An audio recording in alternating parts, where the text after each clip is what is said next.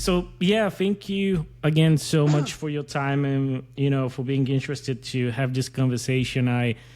From the first time I came across your story, I was so fascinated by it, and I so much wanted to, to be able to have a conversation with you about yourself, about the experiences that you had, and obviously how they affected you, essentially, because obviously we're talking about something that not many people have experienced,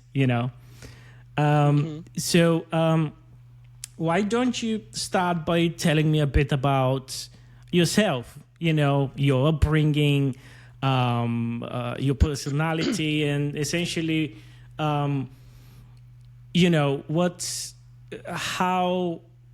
did you come to that significant date for all the world, and obviously the one that you've experienced in such a manner? Well, so when I was born 2 months early, Mm-hmm. and what medical science wasn't ready to accept was that if they take a child who was born premature and put them in an incubator with a pure oxygen environment, that can cause blindness. Someone had discovered that, but medical science wasn't ready to accept it. Mm-hmm. So anyway, I was put in an incubator and I was given a pure oxygen environment. And 4 months after I was born, it was discovered that I was blind. And the doctors told my parents that they should send me off to a home because no blind child could ever grow up to be able to contribute or do anything in the world. And a blind child would only mess up the love they have for their other children who can see. My parents said, "You're wrong. Of course he can grow up to do anything he wants, and we're going to give him that opportunity." And I grew up with that attitude throughout my whole life. Mm-hmm. So I was born in Chicago. We lived there for 5 years, and then we moved to California. Mm-hmm. And so I've been there, well, other than traveling and doing some things out of state, but most of my life has been in California. And I grew up believing that I could do whatever I chose to do, and did. So after college, I did some work and worked with the National Federation of the Blind and a guy named Ray Kurzweil, who's a very famous now futurist and inventor. And Ray had developed the first technology that could allow a machine to read any printed, typed, or combination of printed and typed material. He developed what's called omnifont optical character recognition. Wow. And so Ray and the Federation developed a program because Ray wanted the first application for his machine to be making it possible for blind people to read print. So we did that, and I was hired to coordinate a lot of the efforts of that. Then I went to work for Ray, and I did that for a little while and doing human factors studies, but then later was asked to go into sales and sell a commercial version of his product, which I did for a while. And then when Xerox bought the company, I and all the other salespeople were laid off. And the result of that was that I had to go look for another job, and I eventually had to start my own company just to find a job, because the unemployment rate among employable blind people in this country and throughout the world is extremely high. And it's not that blind people can't work, assuming they learn the skills that they need to, but it's more an issue of people believing that blind people can't work because they believe that if you can't see, you can't do anything. Yeah. And unfortunately, the professionals in the field tend to not necessarily do a lot to address that. But anyway, the bottom line is that I started my own company, and then later I went back into the workforce. And that eventually led me to needing to relocate to New York, or to the New Jersey, New York area. And by that time I was married, my wife, who was in a wheelchair her whole life, and I moved to New Jersey, and I worked in New York City. And in 1999, I was hired by a company to open an office for them in New York City. And I did in August of 2000. And we opened it on the 78th floor of Tower 1 of the World Trade Center because we were able to get office space and get it inexpensively at the time. So we opened the office, and then a year later, one of our major reseller distributor partners asked if we would do some work teaching their resellers how to sell our products so that they could sell more of them. Hmm.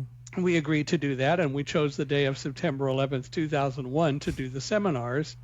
And of course, September 11th, we were getting ready for the seminars when the buildings were attacked, and it kind of went from there. Wow. Wow.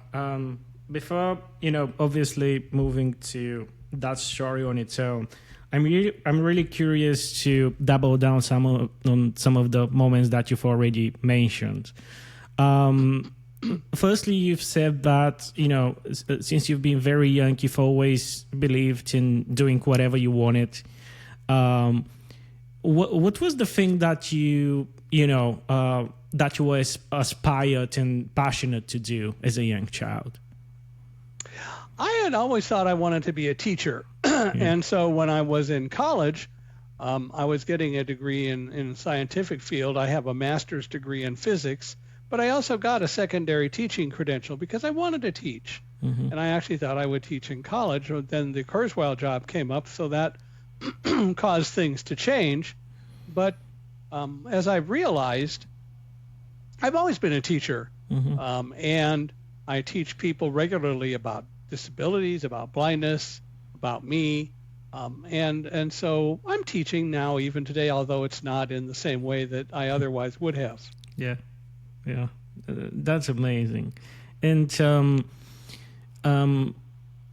by the way, the person you've mentioned, Ray, is that the person who invented the OCR, as you've mentioned it? This is Yes. the technology that the world is using in AI in every sphere of life right now?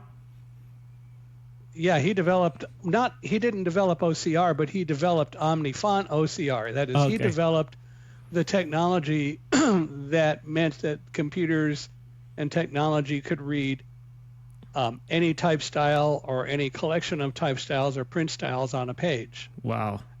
Before Ray, you had to reprogram your computer every time you wanted to read a page that had more than one type style. You had to reprogram the computer to read each type style. Ray changed that. Wow. That's a monumental invention, I'd say. Well, it That's was. amazing. Yeah. Wow. Okay. So before again moving to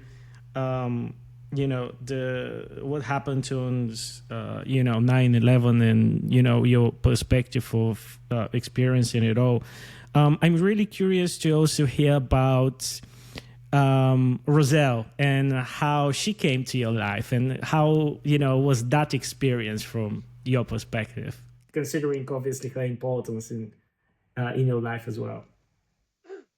When I was in kindergarten in Chicago, which you start at the age of 4 years old, my parents and other parents of children who were born prematurely and who were blind got the school district to start a kindergarten class. And we Mm-hmm. learned some basic skills in there. I learned how to read Braille in kindergarten in Chicago, and I learned other things. The problem was that the next year we moved to California, and California didn't have any programs where I lived for blind children. And so it wasn't until the fourth grade that I got the opportunity once again to start getting books in Braille and so on. I also didn't have any skills. I had not learned how to use a white cane or any of the typical tools that blind people did because none of that was available. But I learned to listen, and so I learned how to walk around my neighborhood. I learned to ride a bike. I rode a bike around my neighborhood, rode a bike to school, traveled around the school without any problem. But when we were going into high school, we just kind of discovered that that was going to be a lot bigger environment. And we had met someone who knew about guide dogs and who had a guide dog and who actually helped me, I think, get into the program at a guide dog school, which I did, school called Guide Dogs for the Blind in San Rafael, California. So going into high school, I had a guide dog. That was my first dog. His name was Squire. Mm-hmm. And I began using guide dogs So you need to understand what a guide dog does and what a guide dog does not do. Guide dogs do not lead blind people around. Mhm. Guide dogs are not supposed to know where I want to go and how to get there. That's my job. I have to be able to give the dog directions. I have to tell the dog when to turn left, when to turn right, and so on. And there are ways to do that, which I do and did. And so the guide dog would be the dog who would make sure that we traveled safely. But I, as the team leader and the person who commanded the team, would be the one to tell the dog when to turn left, when to turn right, when to go forward, and so on. Mhm. And so in 1999, I got my fifth guide dog, who was Roselle. And Roselle was a yellow Labrador retriever. I'd been using guide dogs since 1964. And so Roselle and I met and we bonded. And as I've learned with every guide dog that I've ever had, it's all about developing a team relationship. The Mhm. dog and the person have to become a good close knit team. I have to respect the job the dog does and what the dog does, and I expect the dog to respect what I do and why I do what I do. Mhm. And so the dog looks to me to give it direction. The dog looks to me to be the team leader, but I also respect the dog for the job that it does. Mhm. And so, again, it's not the dog's job to know where I want to go and how to get there. The dog's job is to make sure that we walk safely. Mhm. And that's what all of my guide dogs, including Roselle, and then even today, my current guide dog, which is number 8, Alamo, what they do. Amazing. um, Being able to to have so many guide dogs through your life, is it safe to assume that they all have like different characters and you have different ways to bond with them, and it's it's always a very personal experience to do that. It's absolutely a personal experience. And yes, they all have different personalities, just like people have different personalities. Mhm. And so it's my job to figure out how to bond and bond with this whoever my current teammate happens to be, and to make sure that we work well together. Mhm. Because it's my job to set the rules and set the expectations for the dog. Mhm. The dog wants me to do that, and I certainly want to do that as well. Was it difficult for you to get this understanding on the process in order to bond with a dog? Uh, like since you've been a kid, did it take you some time to you know uh, Oh, I properly think invest yourself into it? I think it takes a good year even today to develop the relationship that works. Hmm. Um, Dogs love, I think, unconditionally. A lot of people say, dogs unconditionally love. Well, I think that's generally true, but dogs don't trust unconditionally. Dogs are open to trust. They want to trust us, but we have to earn that trust. And likewise, um, we want them to earn our trust. And so it's my job to create the environment to do that. And I think it takes a good year with every dog to really get to the point where you work seamlessly. Yes. Amazing, amazing. Um, so okay, so let's get to um, this fateful day of 9/11. You've mentioned that you've been there with a certain job to do, and at one moment, I guess everything happened. And what was the experience through your eyes? Can you walk me through your perceptions at that moment, your thoughts, your feelings? Well, so at about 8:45, 8:46 in the morning, we heard kind of a muffled explosion. The building sort of shuddered, and then it began to tip. Like I'm tipping my hand toward the camera, the building just began Yeah. to tip and tip and tip. Now, what you need to understand, and what people need to understand, and mostly don't, Hmm. is that um, it wasn't the dog, it was me. But Hmm. I spent time learning what to do, how to survive in the World Trade Center, how to work in the World Trade Center. I learned the emergency evacuation procedures. I learned everything I could about doing things in the World Trade Center. I learned where offices were. I learned where the restaurants were and so on. Hmm. I had to do all that because I was the leader of an office, And so I needed to do what any office or any person who was a leader would do, including taking people to lunch and knowing where to go. So I learned all of that. And so for me, it was knowledge, not reading signs that said, oh, here's where the emergency exit was, because if there were emergencies and the rooms were filled with smoke, then people wouldn't be able to see the signs anyway. So for me, it was a matter of knowing and actually being able to understand what to do. And I learned all of that so that on September 11th, the building began to tip. One of the things I also knew was that tall buildings are made with expansion joints. They're made to be able to blow around in the wind a little bit. And it happened several times in the World Trade Center when we had a good windstorm. So the tall buildings are made to do that. So when the building began to tip, though, what was going on was definitely unusual, but I understood what was happening. The building was tipping. And so I was in my office. I had a colleague from our corporate office who was in to help with the seminar that day, David Frank. David was in my office with me.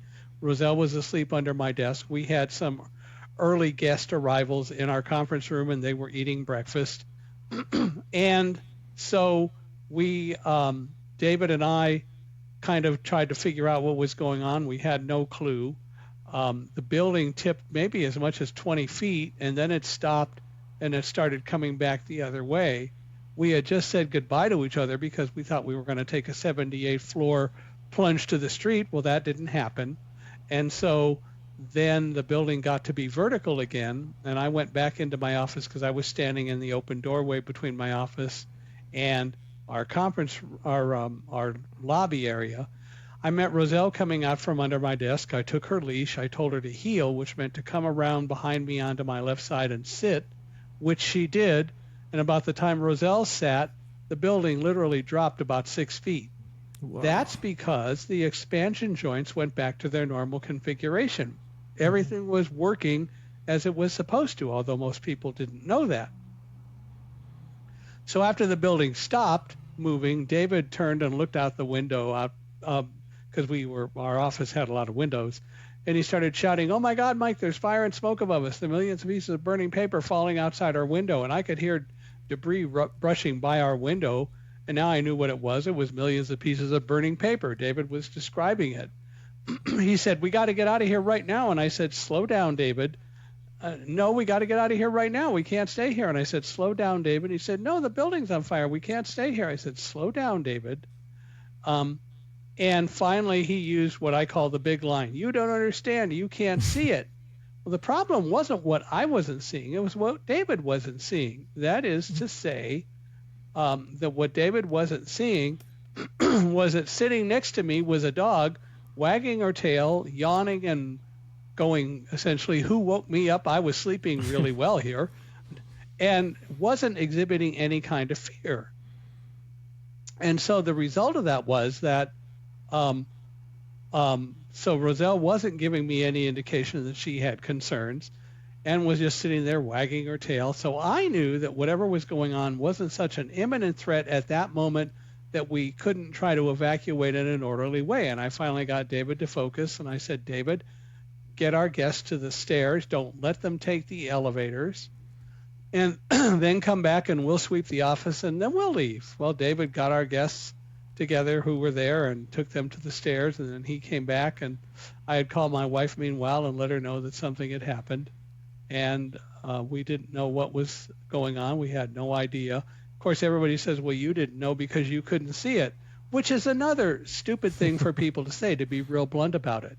Because the reality is the airplane struck on between the area between floors 93 and 99, so I just average it and say 96, on the north side of the building.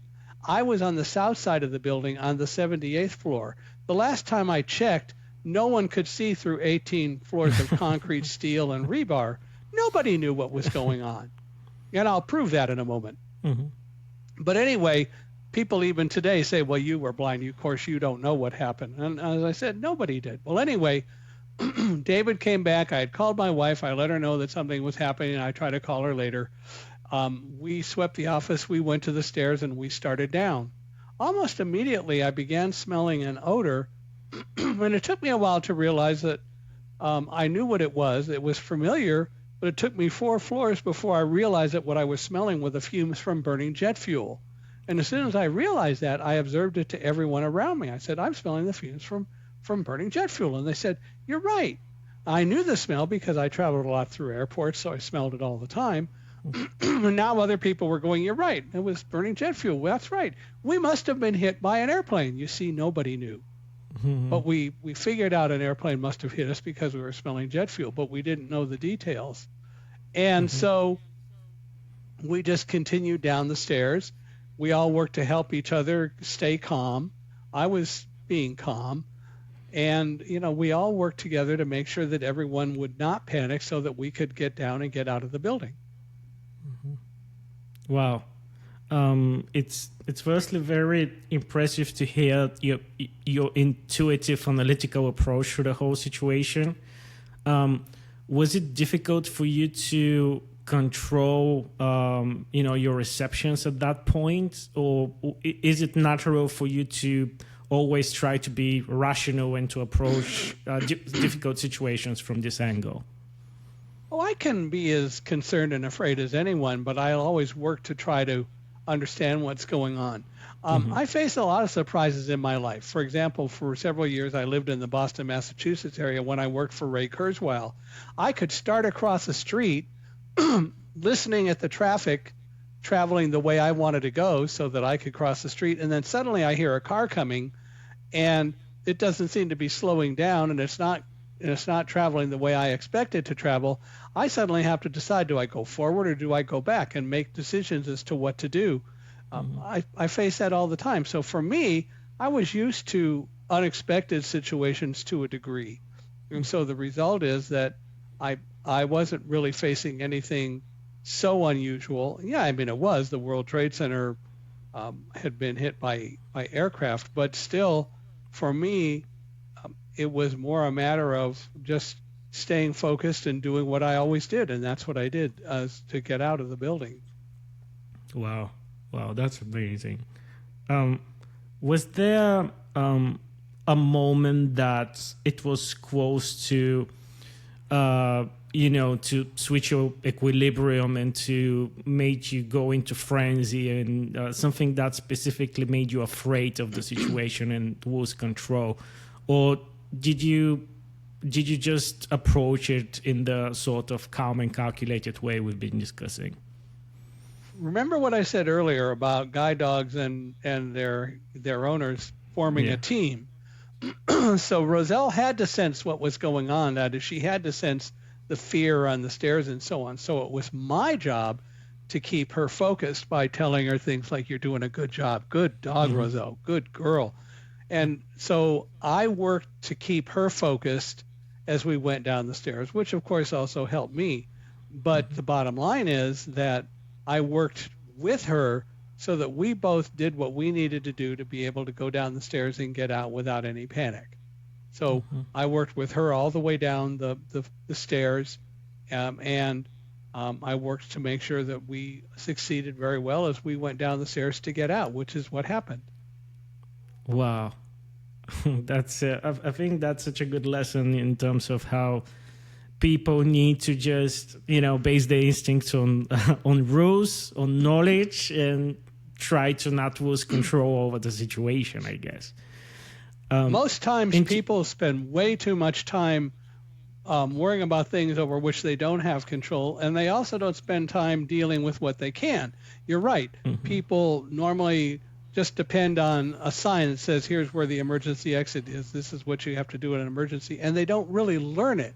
They don't learn where things are, so that if they ever lose their eyesight for the moment because they're in a smoke-filled room, for example, they still know what to do. Well, humans were created with 5 senses, and some people only have 4 or 3, but you use the senses that you have. You don't just use one of them. Well, that's incredibly well said. Yes. And I assume you really, during this experience, you really sense people, you know, exactly losing their senses and losing control and, you know, being chaotic and being afraid and thus Well, losing. not really, Yeah. because we all worked. There were several people who worked, and people watched me and saw that I was calm, and that helped keep them calm. So Mm-hmm. we worked really hard to keep people from panicking as we went down the stairs. One of the Mm-hmm. things that happened at about the 50th floor, David suddenly said, "Mike, we're going to die. We're not going to make it out of here." And I just said in my loudest, sharpest voice, "Stop it, David. If Roselle and I can go down these stairs, so can you." And he told me later that that brought him out of his funk. But what he did is he then walked a floor below me, shouting up to me everything that he saw. Like, "I'm on the 48th floor, Mike." I was on floor 49. "I'm on the 48th floor. Everything is good here. We're going down the stairs." A few floors later, "I'm at the 44th floor. This is where the Port Authority cafeteria is, not stopping." And the reason I mention that is because David doing that had to be a tremendous help for anyone within the sound of his voice who heard someone who sounded calm, who sounded focused, who was shouting what was going on. And that had to help keep hundreds or maybe thousands of people from panicking as they went down the stairs. Wow.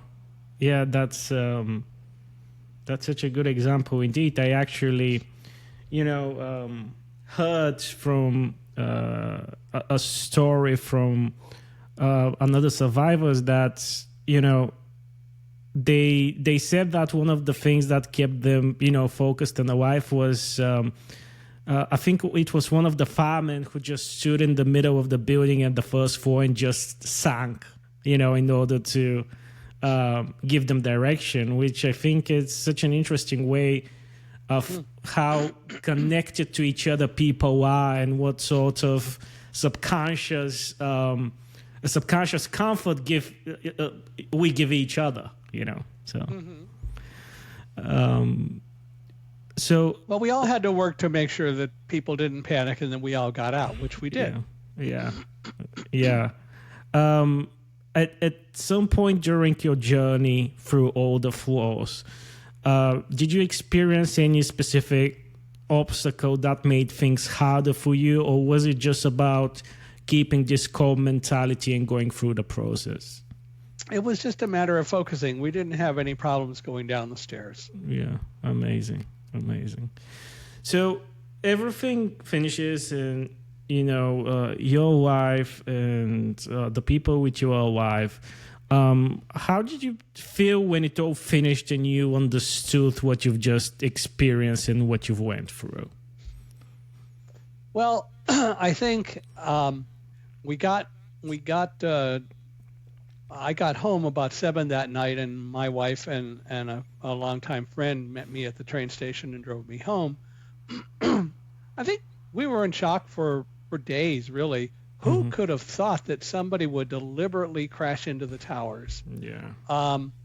But it happened, and the next day, Karen, my wife, suggested I should call Guide Dogs for the Blind, where I've gotten all of my dogs, and tell them that we were in the World Trade Center and got out, because several people from the school had visited us at various times in the World Trade Center, and somebody would eventually remember it. So I called and I talked to people, and among others spoke to Joanne Ritter, who was the public information officer, and she put out a story, and she said the media is going to pick it up, and she actually ended up arranging for me to be on Larry King Live on CNN on the 14th of September. Was the first of 5 interviews with Larry. But then I started getting just literally hundreds of calls from the media asking if they could come and get the story. And then also people started calling and saying, "We would really like it if you would come. We want to hire you to come and talk to us about what we should learn from September 11th and so on." And I realized fairly quickly that if people wanted to really learn and hear the story, that maybe this was something worth doing. And by the beginning of 2002, I became a full-time public speaker, and I have been traveling as a public speaker ever since. I travel around the world talking about teamwork and trust, talking about my story. And again, it's not just getting out, it's how I got there and all the other parts about the story that we've been talking about today. But as Karen, my wife, and I both agreed, selling life and philosophy is a whole lot more fun than managing a computer hardware sales team and selling computer hardware. And so we switched. And as I said, I've been speaking ever since. That's fantastic. And this actually segues very, very well to my next question. What were the main outcomes and the main thoughts that, you concluded from this experience for yourself? One of the main things that I realized, and there's a story somewhat behind it. It's in my book, Thunderdog, which is one of the books that people can get. Another one is called Live Like a Guide Dog. And then there's a one for youth called Running with Roselle. But what I learned is don't worry about what you can't control. We worry about so many things, and most of them we don't have any control over. 90 to 95% of all the things that we worry about are things over which we have no control, and all we do is drive ourselves to fear. And we need to get out of that habit. We what if everything to death, as opposed to dealing with the fact that there are things that we need to worry about because we have some control over them. There are a lot of other things that are going on that we don't have control over, and we don't need to worry about them, but we do. And so what I've learned is that in reality, you have to focus on the things that you can control, and the rest will take care of itself. That's such an important concept indeed, and I do think that many people are, struggling to properly realize that. But what would be your advice? What would be your suggestion to achieve this effect and change this thought concept? Because these sort of thought mechanisms that you've mentioned are very obviously deeply caught within us, and sometimes it's very difficult to overcome this sort of intuitive way of thinking. How would you say this is something that we can manage? Well, we can manage it. Again, probably the biggest thing is don't worry about the things that you don't have control over. Don't what if everything to death. Don't sit there and say, well, what if this happens? What am I going to do? The fact is you don't have any control over this happening. So you need to focus on the things that you can and let the rest take care of itself. It doesn't mean that you're not aware of them, but you don't have to worry about things over which you don't have control. You don't have to let it drive you into a state of fear. You can learn to focus on the things that are truly relevant to you. We should learn to be more open to trust. In our society, we basically all think that, I can't trust this person. This person has a hidden agenda. They're going to rip me off if I trust them. You don't know that. You need to be open to trust. And if somebody earns your trust and they earn your trust, that's great. If they don't earn your trust, then you move on. But you don't fear everyone just because they're human. Those are lessons that I learned from working with dogs, and those are part of the lessons that there are in Live Like a Guide Dog. Wow. Yeah, these are certainly things that are worth thinking and reading about, and just, what a person to really concentrate on. So obviously you've mentioned how, you sort of switched your corporate job for being a public speaker and talking about your experiences in teaching people. How was the process of you deciding to express your thoughts and your experiences in a book? I'm really curious to hear how did that happen for you. Well, it actually started in December of 2002. Roselle was being honored at the American Kennel Club Canine Eukanuba Award dog show in Florida. While we were down there, I met a gentleman. His name is George Berger. He was the publisher of the American Kennel Club Gazette. And George said, you should write a book. And I hadn't thought about writing a book, but he said, you should. Well, I started thinking about it. I started working a little bit on it. I didn't know how to proceed. Somebody that George knew said, you should write a business book. And I said, no, I don't want to write a business book. I want to write a book for the general public. And eventually in 2010, I received a phone call from a woman named Susie Flory, and Susie was writing a book called Dog Tales. It was 17 different stories about dogs that have done things, and she wanted to include Roselle. So she asked if I would tell her my story, which I did in detail. And when I was done, she said, "You got to write your own book, and I'll help you write it because I'm a professional writer." Well, we started working on it. Her agent said that he would consider a proposal. He became my agent.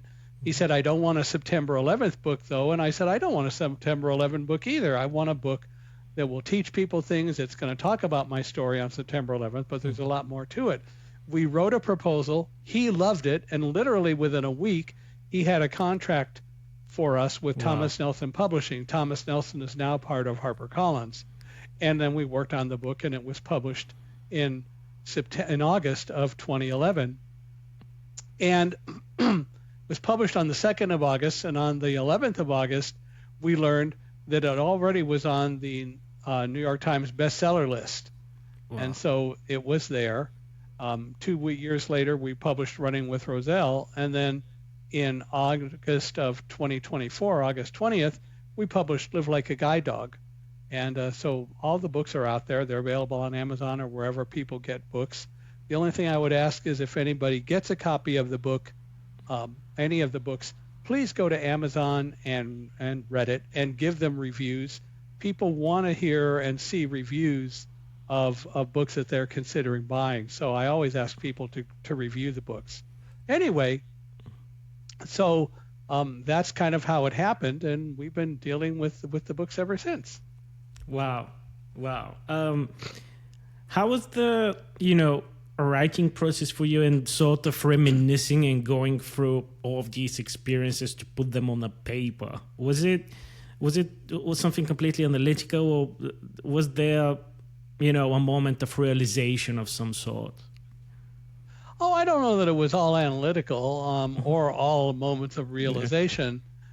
It was me sharing my life, and so there was a lot of work that went into it, a lot of thought, and I learned a lot about writing. I learned a lot about myself.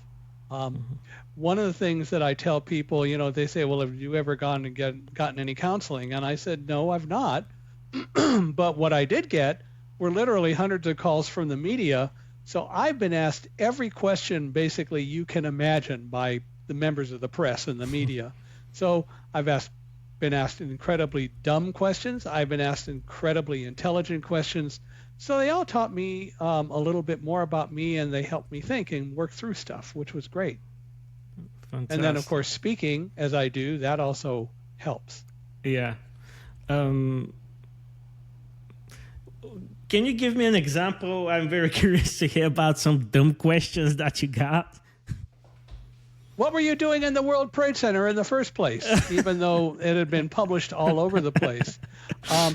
How could you possibly know what was going on? You couldn't have known, as I mentioned before.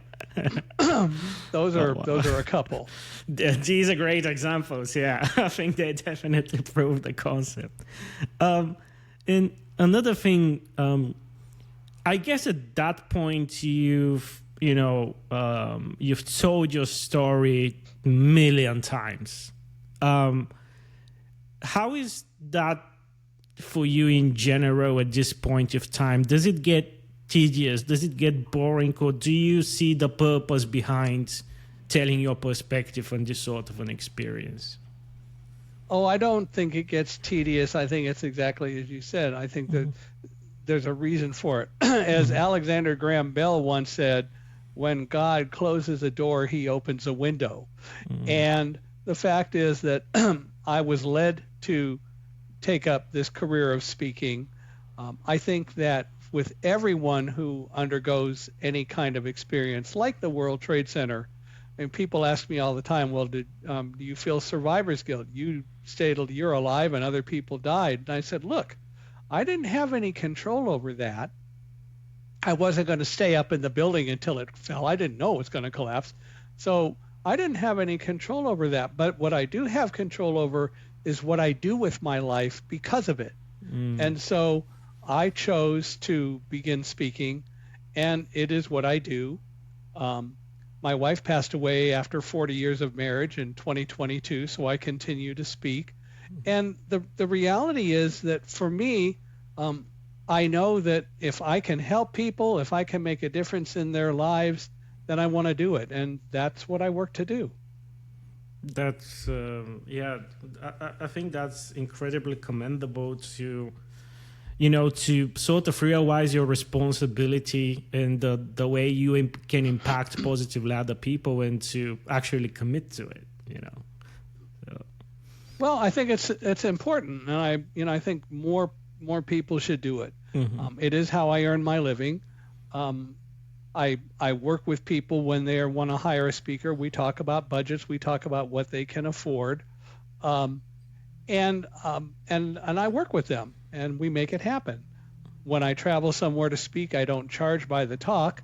We agree on a speaker fee, and I'll do anything that they need me to do while I'm there. And that oftentimes is giving more than one presentation, which is okay. Mm-hmm. And we do also take books to sell. Fantastic. And what would you say are your favorite aspects of having the opportunity to, to talk about your thoughts in face-to-face, in the live setting with people? I think for me, the most fantastic part is I get to meet people from all walks of life, from all sorts of different kinds of environments. I love it. I love traveling to educate people. And I'm always looking, and occasionally it happens. It hasn't happened for a little while yet, but I'm always looking for somebody to ask a question I haven't heard before. And sometimes that's the game that I play with myself. Yeah. And sometimes that happens. But for me, I just enjoy getting to meet so many different people from so many different kinds of environments. It's great. Fantastic. And one of the questions I always ask some of my guests, and I guess it will tie very well to the topic you've mentioned, is what's a question you've never been asked but you've always wanted to answer? I haven't thought of one. I'm not sure I have one at this point. So I'll leave that to somebody to come up with a question that I haven't been asked. But if I've been doing this for such a long time, I don't really have any that stick out in my mind right now. Yeah. I'll have to work at it and see if I can come up with one. Yeah. Are there any topics that you feel passionate about and such that you think you can provide valuable opinions on that people are not that interested in as opposed to others, obviously? Well, a lot of people don't necessarily know a lot about blindness or people with disabilities, and they're not necessarily fascinated. And then after I talk with them, they think they know a lot. They don't necessarily, unless they really take it to heart. But I spoke at a book club once, right near where I lived in Northern California, and the people who had me come said, everyone in the club has already read Thunderdog, so they want to just talk with you about it. And the first question that somebody asked was, what were you doing in the World Trade Center? I thought they had all read Thunderdog, right? But the bottom line is, for me, my belief is that I'll come up with, and I'll learn at some point some questions that I haven't been asked yet. That'll be fun, and I'll work at it. But for me, I just enjoy having the opportunity to interact with people. And now, so in addition to speaking, as you may know, I have a podcast called Unstoppable Mindset, where inclusion, diversity, and the unexpected meet. And the reason it's worded that way is that I've had diversity people on my show, people talking about diversity, equity, and inclusion and all that. And mostly when they come on, they talk about sex, gender, sexual orientation, race, and so on. But they never talk about disabilities. And when I ask, why don't you talk about disabilities? They say, well, because that's not a minority. Well, yes, it is. By any standard, it's a minority. If you talk about the traditional disability, the CDC even points it out. And that's why we have the Americans with Disabilities Act.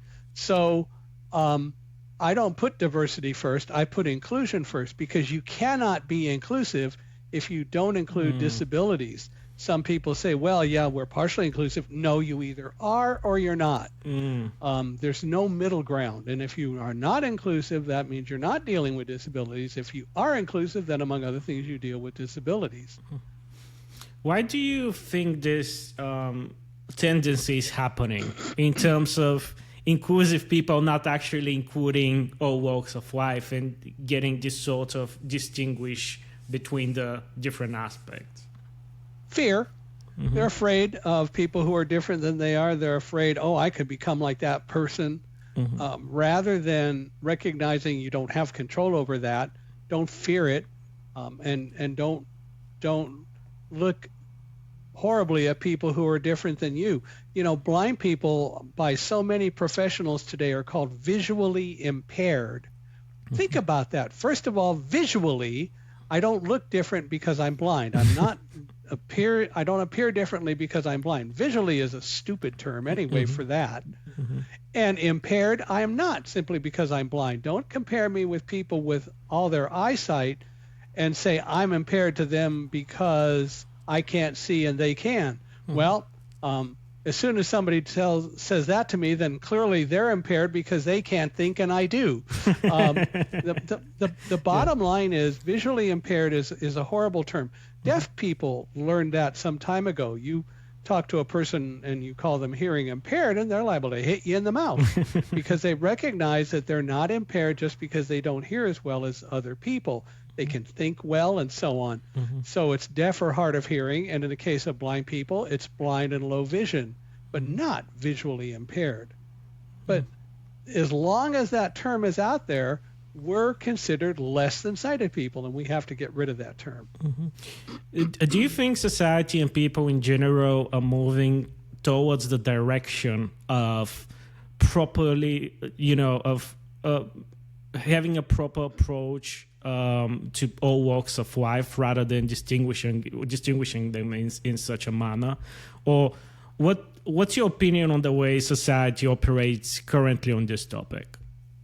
I think we're slowly making progress.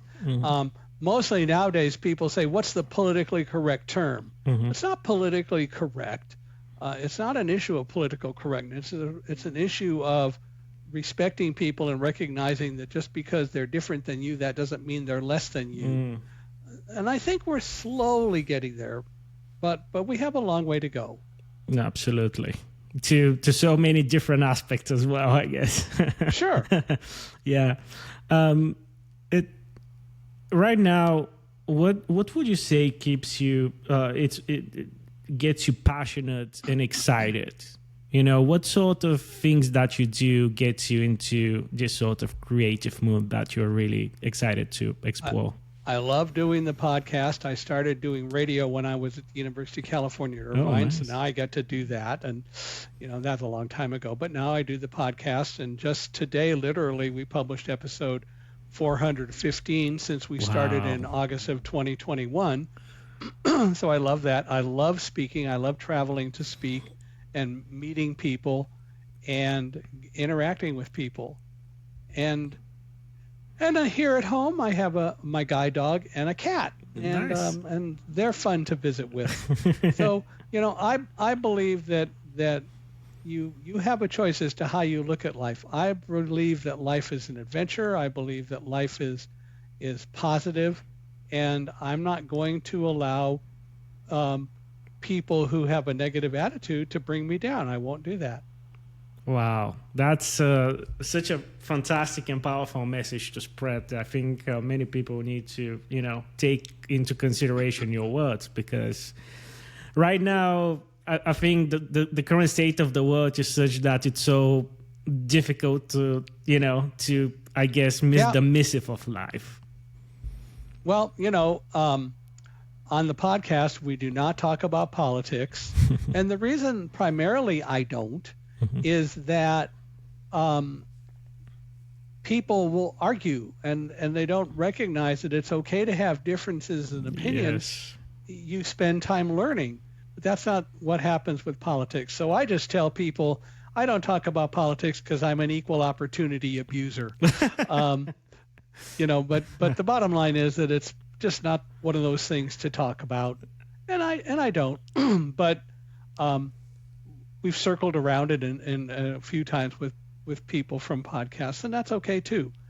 But I think that when people come on my podcast, it is to talk about their stories, and I love to hear stories. As I tell people, if I'm not learning at least as much as anyone else from the podcast, I'm not doing my job well, whatever the story. I believe that people come on this podcast to tell their story, and I want to hear it and learn from it. Absolutely. That's such a awesome approach to have. What's the last story that really made an impression on you? They all do, actually. But a week ago, we had a gentleman on who is in advertising. And we actually took 5 minutes during the podcast, because my podcasts are not interviews, they're conversations. We actually created kind of a real loose advertising campaign for Unstoppable Mindset. Wow. And then also I had a woman on who's very much involved in publicity and public relations, and it was fun talking with her. I learned a lot, and I find everyone's stories to be fascinating. And I find it like with many women, they've been abused in some way, much more than with men, but they've overcome it. And I think that's the message that they want to convey, and I love to help convey that we can overcome things, and we do. That's incredibly commendable. Once again, it's such a great approach to have. What's the best thing about podcast as a format for you? What is the thing that it gives you and that the other outlets of your expression can't? Well, I won't say can't, but the thing that I get from the podcast is I get to meet so many people and spend time with them and learn from them. And they learn from me too. And sometimes, as I said, since it is a conversation, we have some great discussions, which I thoroughly enjoy. So I've had so many people on who have so many wonderful things to tell. And I'm grateful for them coming on and telling me and our audience about their experiences and the lessons that they've learned. And we've talked about everything from how to run a business to AI, and as I said, the people who were on last week, advertising and public relations and publicity, and just so many different kinds of things. It's fun. Amazing. Before we finish off, tell us about your books. Tell us about your podcast. What your books about? Where people can get them? Where people can listen to your podcast and all of that. Sure. So there are 3 books. The first one is called Thunderdog: The Story of a Blind Man, His Guide Dog, and the Triumph of Trust at Ground Zero. That was published in 2011. Larry King wrote the foreword for that book. Wow. And as I said, it was on the New York Times bestseller list, and 1 week it was #1. So it was published. It is available wherever books are sold. You can get it from Amazon, Barnes & Noble, anywhere, your local bookstore. And I hope people will. And as I said, if they do, I hope they'll review it on Amazon and Reddit. Running with Roselle was the story. We wrote it more for youth than for adults. It's kind of more the story of me growing up and Roselle growing up and how we met. There's a little bit of discussion of the World Trade Center, but it's mainly our lives. That was published in late 2013, the beginning of 2014. And then 10 years later, in August of 2024, we published Live Like a Guide Dog, True Stories from a Blind Man and His Dogs About Being Brave, Overcoming Adversity, and Moving Forward in Faith. And that's really learning about controlling fear, learning how to deal with life. And it offers lots of life lessons that I learned from all of my guide dogs. I wrote that one with Carrie Wyatt Kent, who was a friend of Susie Flores. And Running with Roselle was written by me and Jeanette Hanscom, who also was a friend of Susie Flores. But But the bottom line is that all 3 books are out there. They're available from Amazon. You can get them from wherever books are sold. And I hope people will. I hope people will buy them and that they'll learn from them. If they want to reach out to me after they do, they're welcome to. My website is michaelhingson.com. That's www.michaelhingson.com. So www.michaelhingson.com. If they want to learn more about Unstoppable Mindset, the podcast, they can search out Unstoppable Mindset, where inclusion, diversity, and the unexpected meet. They can also go to michaelhingson.com/podcast, and all of the podcasts are available there. So again, I hope people will go and listen or watch the podcasts. If they'd like to come on the podcast, please email me. And the best way to email me is speaker, SPEAKER, at Michael Hingson, MICHAELHINGSON.com. Speaker at michaelhingson.com. Love to hear from you. Love to hear from you if you read the books or if you just want to reach out. And of course, especially if you happen to have an event that needs a speaker or you know somebody who might, I'd love to hear from you because we're always looking for speaking opportunities. So the podcasts are all there, the books are there, and speaking is also available as well. Amazing. We'll make sure to put all relevant links in the description as well so people can access them in an easy way. And I can only support everyone who would be interested in reading your books and listening to you, because you know, it's not just your story. That's absolutely fascinating. I think the perspective and outlook that you have, it's something that is really worth people's attention. So yeah, I would strongly encourage everyone to get to meet you through the different outlets you have. Great, I appreciate that. Of course. And thank you so much for taking the time and for sharing your words and sharing your story and sharing your thoughts with me. I'm really, really grateful for this opportunity. And I really hope that we'll be able to, to be able to speak again and to discuss some other topics that I would love to pick your brain on. Sure. Just let me know when. I'm glad to help. Absolutely. Thank you, Michael. Again, fantastic pleasure. I'm really excited about that we made that happen. And have a great day. And hopefully I'll talk to you soon. Well, you take care, and I'm looking forward to seeing this go live. Same, definitely. Thank you. Bye. Thank you. Bye.